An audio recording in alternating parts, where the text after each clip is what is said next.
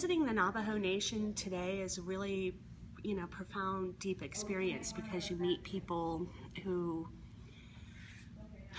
are so deeply impacted and they feel it so personally. And the real difficulty of, being a white person and having concern about uranium mining, right? I'm focused on the environmental impacts, and that's, the purpose of my work is to protect the environment. When you talk to indigenous people who are affected by uranium mining, it's also entirely wrapped up into a question of their self-determination and how they've been treated, for decades and centuries. And so solving the environmental problems of that is not enough.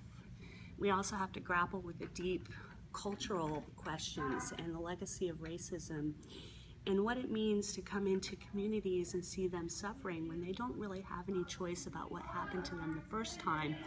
And they're also held captive today by a system that's still unfair and still allows mining companies to come in and do what they want with very little consultation with the people and communities that live there. In particular, I think that one of the most horrifying stories about what happened to the Navajo in terms of uranium was just flat out the way the government lied. I mean, they lied to everybody, but they lied, it seems, 10 times more to the Navajo people. And government scientists literally used the Navajo people as a control group in trying to determine the impacts of radon releases from uranium mining. They had white miners who were almost all smokers, right? Most men came back from World War II and were smokers, but the Navajo were a non-smoking population.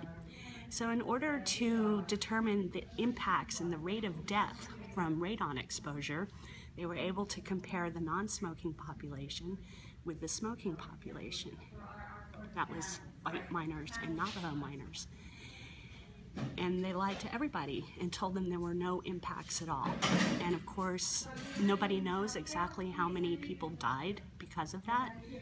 It's probably hundreds or even thousands of miners. And it was all essentially a cover-up.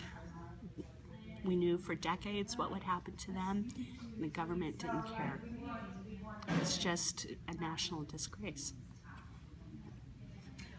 And then what about racial issues? Do you see those playing into the the uranium mining? Yeah, you'll hear plenty of that from Clea and Leona. Definitely. I only have the perspective, obviously, of a white person. I can't really understand racism the way a person who's from an indigenous community or a Latino community. But uranium mining, I have essentially come to see it as a racist activity and a racist extension of what nuclear power means, because most of the impacts are upon indigenous people, and the legacy, in particular what happened to the Navajo, is something that I think every American really ought to be ashamed of.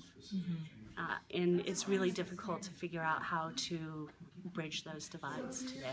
And do you still see it still happening today? Oh yeah, absolutely. I mean, indigenous communities are specifically targeted because they're easy to come into, and their governments don't necessarily have a strong voice because the entire system is broken.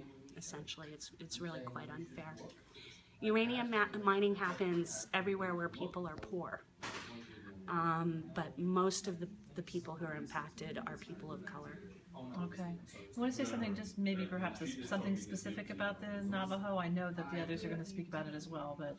Well, I think the biggest outrage about the Navajo, oh gosh, I guess I could say a lot of things. I mean, it's really sad to see some of those cleanups, I'll put that in air quotes, cleanups that are happening on the Navajo Nation. Why do you say air quotes? Well, because the cleanups are really not quite good enough.